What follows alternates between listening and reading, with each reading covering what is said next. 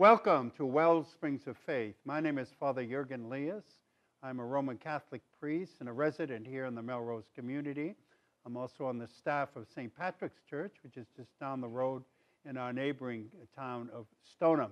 Our program, Wellsprings of Faith, is about religious faith, about the journey of faith in a person's life, their own encounter with God, and the fruit of that encounter in their own lives in terms of their life. I'd like to welcome a relatively new friend who I've gotten to really enjoy as a brother priest, Fr Rory Traynor. He is a priest from the Archdiocese of Manchester in New Hampshire and on the staff of St. Peter's Parish in Auburn. Welcome. Thank you, Father. Good to be here. It's been great to have you, and it's been great to get to know you. Both of us are part of a wonderful community of priests, a fraternity of priests it's called, which gather every week for prayer and fellowship, and it's been wonderful to have you join us and be part of that fellowship. Well, you know, in that particular community was something I knew since I was really growing up, because my pastor, Father Mo La Rochelle, also a priest of the Diocese of Manchester, he had always spoken about this priestly fraternity group, and so when I knew I was getting closer to ordination, I'd asked him, I was like, hey, can I get involved in that and have the wonderful community as well? And he readily invited me in. So. Well, it's been great. I must confess, now I'm at the other end of ministry from you. You're just starting. I just turned 75, and I've been a priest, just celebrated my 50th anniversary. But I have to say, one of the real things I've taught almost all the young priests and seminarians I've worked with over the years, and there have been many, is make sure you have a fellowship of priests, a community of brothers to whom you're accountable to, and a support fellowship, and you'll get in a lot less trouble. Well, I hope so. Let's hope so. But anyway, before we get to that, my wisdom for you as a young priest, we want to hear about that. The first thing is to really talk about your own journey in faith and how you came to a deeper faith in Christ and His church, and especially a call to the priesthood. Absolutely. Well, yeah, you had asked me right before we had started, you said you assumed I was a cradle Catholic, and I like to say that I can claim both. So I'm one of 11 children. I'm the 9th of 11 children, so I'm lower middle. And long before I was born, my parents had kind of stopped going to church. They had sort of gotten, just a product of the time, I think, for them, and they grew up Catholic, didn't care anymore. I would think with 11 kids, they would be devout. Most people presume that, and it's really interesting. I have people. I'm like, I don't know, but my dad was a Marine, my mother was a hippie, so go figure that one out. I mean, God works in mysterious ways. Yeah. So, so many years after I was born, about 7 years rather, I should say, after I was born. My oldest brother actually started going back to church. And had you been baptized? I had not been. You've not even been baptized. So they really were disconnected. Exactly. There were 9 of us. So you weren't a cradle Catholic. I was not, but I was young enough where I feel like you could kind of claim it. So well, toddler. Exactly. So 7, I was like, I feel like I have a foot in both camps. Right. First communion Catholic. First communion Catholic. That's about the age. Exactly. So exactly. So my oldest brother started going back, and then my dad started going back, and he had this master plan. His master plan was he was going to slowly introduce it, and so he was going to slowly kind of bring my mother around. And what had happened was he had brought me to church with him. He's like, I'm just going to bring a couple of kids at a time, and just sort of sneakily bring my mother. Not take up a whole pew. Exactly. Let's not do everything yet. And so he's like, maybe I can slowly convince my mother. So he took me to church with him one Sunday, and now this is my first time ever stepping foot in a church. And do you remember it? I only remember one thing in particular, and that was looking up at the priest's face at the end of Mass, walking out, because it was Father Mo, who was in this fellowship. As exactly. We mentioned, So I remember looking up at his face. But my mother said that when I came home that day, that I told her that I wanted to be a priest. And I was like, I had never met a priest before. I'd never seen it. So now my mother was like rolling her eyes. Now, you don't remember that. Oh, I don't. But she wouldn't be lying. No. Yeah, She's far too much of a So you had an epiphany, a theophany, and a conversion and a call all in that one moment. If nothing else, it got my mother going back to church. And so I was like, maybe that's all God wanted me to use that for. But yeah, so I mean, my family, so that, coming Easter Vigil, my pastor baptized 9 of us in one night.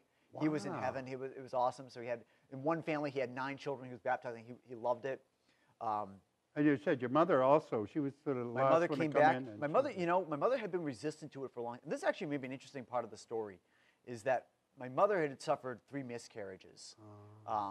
And that was a major point of concern for her. So she had tried out several different denominations and things. And at the time, she wasn't able to find anyone that really was able to speak to that, to that hurt that she was experiencing. Some people try to explain it away like, oh, the child, God needed another angel. But for her, for her and my father, they had lost a child, and no one was really willing to acknowledge it because it was a miscarriage and not the death of a born child. So I think that was one of the major things that really pushed her away from faith. But what happened was she ended up getting pregnant again. This would be the last child that she would get pregnant with after she started going back to church. And so my pastor, while we were going in for daily mass one day, now he had no prior knowledge about any of this history. But he goes up to her and says, "Oh, Janie, are you happy to be pregnant again?" Because he's excited and not knowing that, of course, unfortunately, that she had miscarried this one as well. This was the last one, and so her face fell. And my pastor, realizing this, immediately takes her into the side chapel along with all of us, and she starts praying over her, starts praying to the child, and starts saying, now's your time to take care of your mother and look at your siblings and all this other stuff. And he stops and he says, "Wait a minute, hold on. You had 3 others, didn't you?" No prior knowledge of this at all. And my mother was like, "Yes, I did." And she's like, "Good, we're going to pray to them too." Wow. And so for him, this was a great moment of him saying, well, not for him, but rather for my mother, this was a great moment of, okay, they acknowledge my children. There's a sense of, there's something here that I can, and my 4 siblings. Acknowledge it supernaturally. Exactly, exactly. And this real sense of just saying, they're your children and they still care about you and you need, and so this is a beautiful moment. But, I was 7, 8 years old, so I put priesthood on the back burner. And really, my story of faith is kind of wrapped up with my own sense of my vocation, because in many ways, as I was growing up, it was, I'm kind of a product of my era too, where, I went to church regularly with my family. We'd go to daily mass. I was an altar server at some point, and I loved that, and that was awesome. But I was kind of getting to this point in my faith where I was like dry. And everything about my life, my faith was just really dry. I went faithfully to church, not a problem. Confession, the whole 9 yards, did the whole thing. And I went to the same priest that had baptized me and all this other stuff, and I told him about, I think maybe God's calling me to be a priest. I was about 18 at this time. I was like, I got to really just put a pin in this and call it, because it was bothering me. And I was like, okay, I got to either do this thing or don't do it. And I was leaning towards not doing it. That was really where I was leaning towards. And so he said, okay, look, you got to start praying. And so he taught me this whole way of praying with Lectio Divina, with prayer with Scripture. And so I'd go to this local parish nearby my parents' place, and I'd go and pray in the chapel.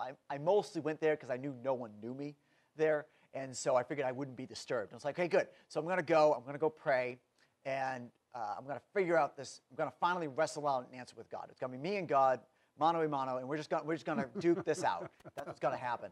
And so I started going to this chapel, and I spent time in prayer, and I would try to pray, and I'm not sure I really did a very good job with it. But I just was never getting anything out of my prayer, and I would do this for months. And finally, I kind of just brushed my hands. I was like, you know what? Fine. You don't want to talk to me. I don't have to talk to you. And this was kind of the point where I got to. And I turned, and I kind of fell on my knees, and I was kind of at this point where it was sort of a breakup moment, where I'm kind of like, you know what? It's not you, it's me. And I'm like, clearly, if a guy was going to be a priest, he'd have to be able to hear God's voice. I can't hear your voice, ergo, I don't have to be a priest. And it was kind of that phrasing, I don't have to be a priest now, so I can leave. And so this question sort of tapped me upside the head and said, okay, fine. If this was all there was, right now you're kind of dry with your going to Mass and you don't really get anything out of it. The homilies are okay, but you're not really getting anything major out of it. Fine. You go to confession, you don't feel anything particular, and no particular spiritual uplifting thing. But it's sort of whatever. And some of your siblings have since fallen away from the church and all this other stuff. Fine. But would you remain faithful if this was all there was? That was the question.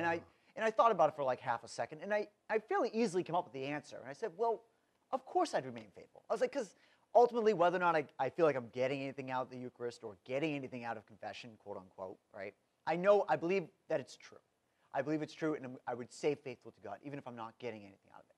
And like a 2x4 up the side of the head, it was, it was like this voice kind of came to me where it just said, all you had to do was ask.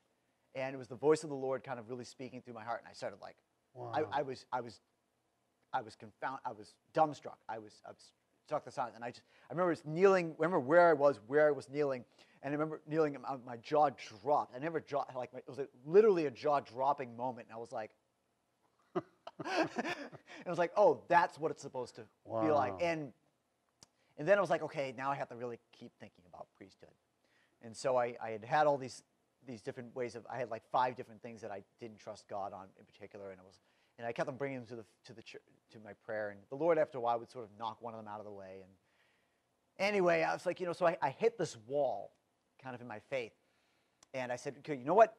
Or rather, my discernment for priesthood. Yeah. And so I said, you know what? I can't discern any better outside the seminary. So I went to, I applied to the seminary, and I did 4 years of college seminary down in Providence, Rhode Island. I studied at Providence College. I ended up doing 4 years of theological studies at St. Meinrad Seminary in Indiana, and 8 years later, here I am. But it's interesting is that entire kind of journey, I think for some people when they think, well, you've entered into the seminary, it's sort of a done deal. You're basically a priest, so they sort of presume you're going to be a priest. But we know that some guys go in and they discern that, okay, the Lord's not calling me here, and they leave the better for it, Yeah, right? yeah. They leave for having spent It's a time in real prayer. authentic It's beautiful. discernment. And so I try to take that very seriously, and I really try to make sure I was very faithful to my own prayer, and I was very faithful to my time. But as I would spend more time in prayer, I'd like to say that the first 4 years. Now I gotta preface this by saying something. Like I said, I went to Providence College. The name of the seminary was Our Lady of Providence. It was in the city of Providence, and it was in the diocese of Providence. And so, and one of my favorite topics that I discovered was divine providence. And so it was really interesting that as I'm going through this whole thing, God's like, I am leading you. You don't see it, but I am mildly in control of what's happening. And I had like one particular profound experience of that right before I entered seminary. So I was homeschooled throughout my time, and I needed some sort of written document to say I'd done, so I needed like a GED or high school equivalency to apply to college. They wouldn't let me apply otherwise. So I said, okay, I don't really want to do this anyway, but I'm going to do it. I don't really want to go to seminary necessarily, but I'm going to do it, and I have to do this, I have to do it. So I had the timing down just right. God kind of put the thing up. And so if I had to get it done in like X, whatever the month was when I had to get it done by, if I didn't get it done then, I wouldn't be able to apply when I wanted to apply. And so I went to this place in Nashua, and I didn't really tell anyone I was doing this. I think my mother knew, and that was about it. I didn't really tell anyone else because that was kind of a secretive thing. I was like, I just don't really want to talk about seminary. If I don't get accepted, why do this? Yeah. So I go there, and they made you take like a pre-test before you could take the actual test. But I knew if I didn't pass this pre-test, I'd never get into the actual test, and then I couldn't ever enter seminary this year, and I had to hold off on a whole other year. And I was like, I don't really want to do any of this anyway, so if they make me wait a year, I'm not sure I'm going to do it. So I went down to Nashua, took this pre-test, and I'm waiting, and the woman at the front of the classroom is grading. Is this pre-test sort of just to see if you got a comparable high school education? Basically, before they it wasn't even, a theological test. It was no. Can you read and write? Can you spell? Yeah, exactly. Yeah. And so they do that before you'd even be able to take the actual test to get the high school equivalent. Right. So I finished this up, and I'm waiting for her to grade it, and she calls me over, and she's like, well, you actually failed this test. And I was like, what? And I was like upset, and I left, and she said, well, you can apply again in X number. It's like, fine. So I got back in the car, and I'm driving, and my anger is just starting to sink in, and I'm just getting angry at God. And I'm like, you know what? I said, I put myself out there. I put myself out there, and you slapped it aside. And I was like, how dare you?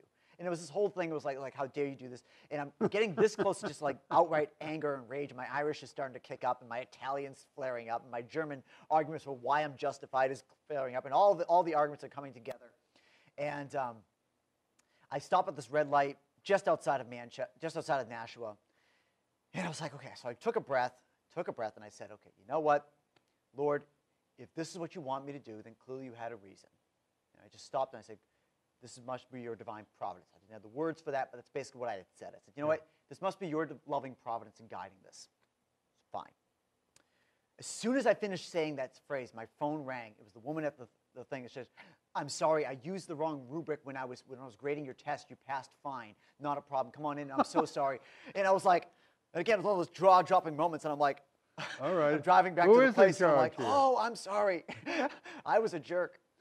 Look, just a few things before getting on to the rest of your life. I remember, in relationship to God, it is this kind of tussle with God. First of all, it sounds like a very Jewish. I don't know if you've got Jewish blood in you. I wish.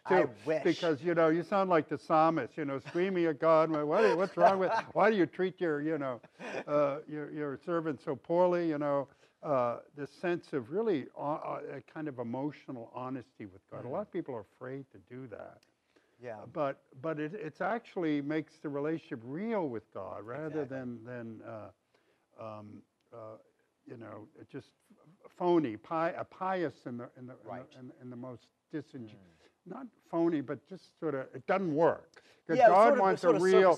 God wants us, the real us, and the real Him. To have a relationship in reality, but the other thing is this sense at the end but God is God. We're not equals. No. And that's important. We're not talking about, but we're talking about an authentic, honest relationship. But also this sense of which somehow the Lord put that in you early. Just this sense of willingness, because most of all that's what God wants from us.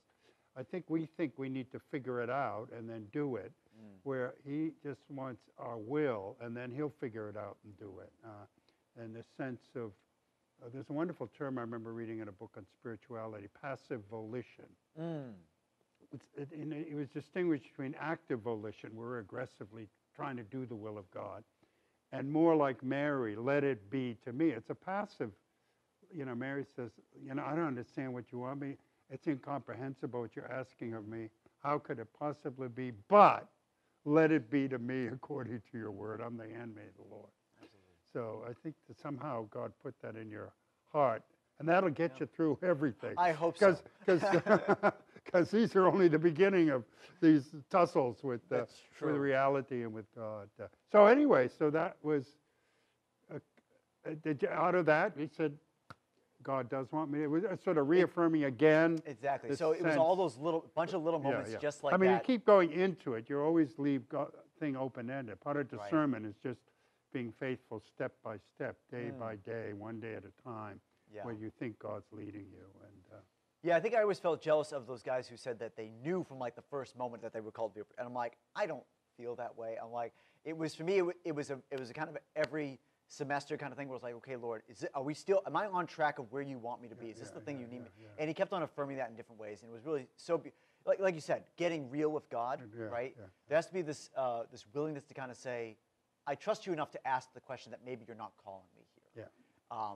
And there isn't, something that I came up with. It's that the witness of other good priests I've had around me my entire life that had said, this is how you be a faithful priest. If you want to do it's the only reason, well, put it this way.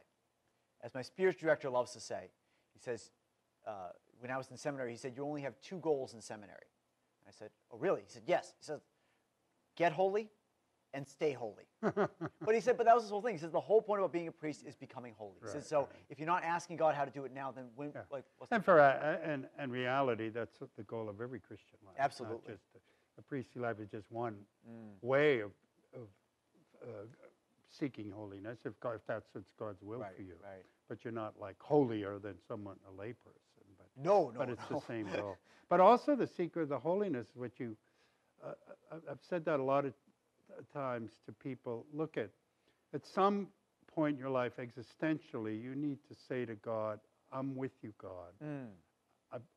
I want to be with you, and I will seek to be with you no matter what. And you kind of said that at that moment where if this is the only if there's no more consolation than this, still I will follow you. I will still obey you.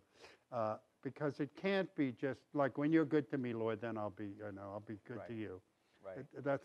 That relationship may be true when you're immature in your faith, but it certainly isn't going to get you through life.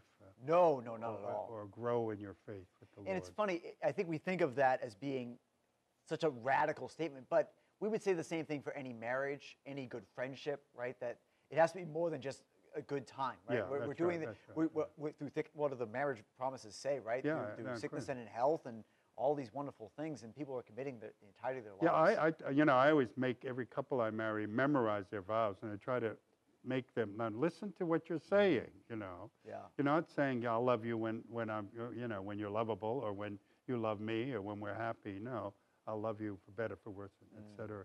And that's true, obviously, in our relationship with God. Absolutely. Most profoundly, which is in a sense. I mean, the Bible speaks about marriage as an image of our relationship to God. And so off at that point, you obviously haven't deferred. Well, I haven't left. I'm sure you haven't left yet. You've had some other moments, I'm sure. Oh, I have more than a couple. But you know what? And it really is true that the Lord, and I think this is the reason why I don't mind telling this story a little bit. It's not about what Father Rory has done well. Nothing to do with that. It really hasn't. It really is about the way that the Lord has worked kind of despite me. And so, I think back to some of the harder times in my life where maybe I was just feeling like I was really flailing in my virtue and all this other stuff. And the Lord was working great things despite that. But it wasn't this sort of smack down every single time when I realized it. It was sort of like, look at what I did despite you. Yeah. Now, could you imagine what I could do because of you?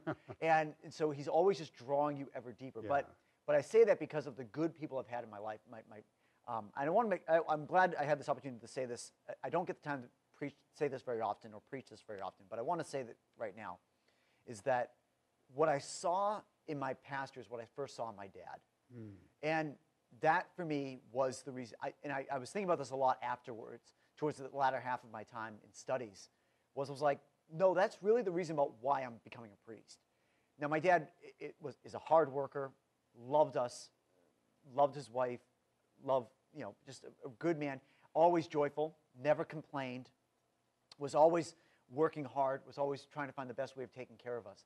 And what I saw in him, I saw in my pastor, a guy who worked hard, loved his family, was willing to do anything for them, was always joyful. And I was like, oh, what my dad is doing, that's like what my pastor's doing, and I could do this. Yeah. And for me, that's the reason why when someone refers to me as father, it's such a wonderful phrase, and I love hearing it. Especially some people that I've worked with over the last 3 or 4 years, where now they're turning to me and calling me father. I'm like, oh, this is such a beautiful sound to it. Yeah. It's like, what a beautiful privilege, what a beautiful gift that is. Funny, just yesterday at Mass, the text was called "No Man Father." Exactly. Someone came up. I'm sure you had this. Someone come up to me, Father, will you have a little problem with today's gospel? How come Jesus says, "Don't call you Father"? Should I be calling you Father? And anyway, we won't get that's a side issue. That's a topic for another day. Yeah. Jesus, I said, "You call you Father, Father?" Oh, yes. I said, "Of course. You're not supposed to not call your Father, Father." No. This is but just remember, exactly. Right? The source of all fatherhood is your Father in heaven.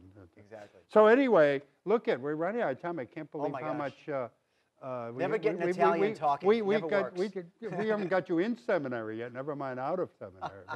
But you were ordained last year. Yes. And what I mean, you said you felt called to it. What have you discovered, or maybe what do you love about the priesthood? Awesome. That's a great question. So when I got out of my seminary, I funnily enough, with the rest of my story, right, I did not expect the assignment I got. So I'm the associate at St. Peter's in Auburn. Which is a suburb of Manchester. Manchester, just outside of Manchester.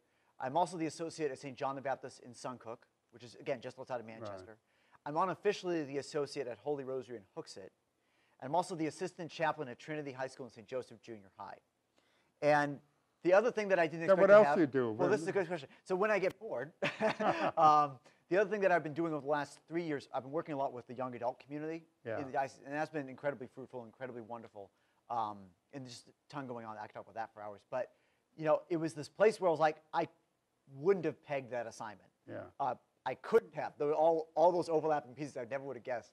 But similarly, it's like, I remember wrestling this when I was kind of assigned. I was like, well, how do I fit into this? And the Lord kept on telling me, I define how you fit into this. You just do your job. You do, yeah. And I'll show you how you. And after a while, that's been probably one of my favorite. Obviously, celebrating the Mass is amazing. Hearing confessions is beautiful. And maybe it's just that as you kind of apply yourself and give over to yourself to providence, to God's loving providence, He shows you something. Like something, for instance, I never would have, not a phrase I ever would have used to describe presiding at Mass, but something, the only word that I could think of it when I started presiding at Mass was there's an intimacy between myself and the people that I'm celebrating with. And it comes to this point where I don't want anyone else to preach. I don't want anyone else to preside. I'm like, no, these are my people. Get out of my way, But there is this beautiful intimacy with that. And well, I mean, obviously, I'm sort of an unusual priest because I'm married, as you know. So I jokingly say I have 2 wives. But in a sense, in the Catholic understanding of priesthood, you are married to the church. So Exactly. there's not there. In a way, should be a sense of this intimacy with these people. It's not a sexual intimacy. No. But it partakes of that profound, deeper intimacy that even sexuality only points to. It's not, It's an intimacy with God, right? And we're united, and especially that Mass, right? The Eucharist, where we're perfectly united to God and perfectly united to each other. Right. And you're the bridegroom, and the church is the bride. Those images that are particularly present particularly in the Eucharist. That imagery. People understand that. That's one of the reasons the church does not ordain women. Nothing against women, but it messes up the profound, marital symbolism that is really intended to be there between Christ as the bridegroom and the church as her bride, His bride. So I want to ask you one other question before we're out of time. You are, I jokingly say when I became a Catholic, I'm now a member of the largest countercultural institution in the world. And we increasingly look like from a lot of people, and I get it even from family and friends, how could you want to be a Catholic? You are so out of touch with reality and right thinking and everything else. As a young man, I mean, how do you face the world? That it's a hard place to be a Christian. It's an extra hard place to be a Christian minister and leader. Right. But it's particularly, I think, a hard place to be a Catholic priest, given all the other scandals, but just the reality of this disconnect. Well, that's an excellent question, and I'm so inspired by the many other young adults in my age group who've done this. They're not priests, they're not religious, they're living out their lives, they're working, they're getting married, and I think for all of us, I think it's this recognition of the truth. We do this stuff not because we think, oh well, they've done it the longest and therefore have it most together. It's like, no, and we don't do it because the traditions are really fun. The traditions are really fun. I love the traditions, but that's not we didn't do it because, we have the best community in the world. We don't always have the best community in the world. I didn't do it because they were the best preachers in the world. Not always the best preachers in the world. We did it, and I follow Jesus Christ, and I'm a Catholic, and I'm a Catholic priest because I believe in the truth of the matter. I think for the reason why I still try to preach the gospel and try to encourage other people into it is because it's an act of love. It's an act of love of saying, no, I've discovered this wonderful and amazing thing, and I want you to share in that. And that's why I don't mind, walking out. I try to make it a point with some of my confreres. I wear my collar wherever I go. I'm like, because it's a conversation starter, because I'm not ashamed of being a priest. I love being a priest. But it's because of the intimate truth of who God is. Well, that's a wonderful way to end. Unfortunately, we're out of time. It is, our counterculturalness is not in opposition to the world, but as a light in the world, a salt in the world, and the conviction that it's true. And the truth, you shall know the truth shall set you free. Well, will you come back sometime and we can get so many other parts of the conversation I'd love to have. Sounds great. And continued blessings on your. Now, when have you got your first ordination anniversary yet? June 4th. Oh, coming June 4th, up. Well, June happy 4th. anniversary. Thank you. I just celebrated 50, so God love you. you're That's 49 behind me, but But it is a wonderful, wonderful life. I couldn't imagine doing anything that is more fulfilling. Maybe you find that true. Thank you for joining this. I feel like this is just like a preliminary conversation. And I'll have Father Rory back as he journeys through. Maybe we'll do an annual check-in to see and what you've been fighting with God about more recently. And but thank you for joining us for Wellsprings of Faith, and may God bless you and your journey in life and faith as well.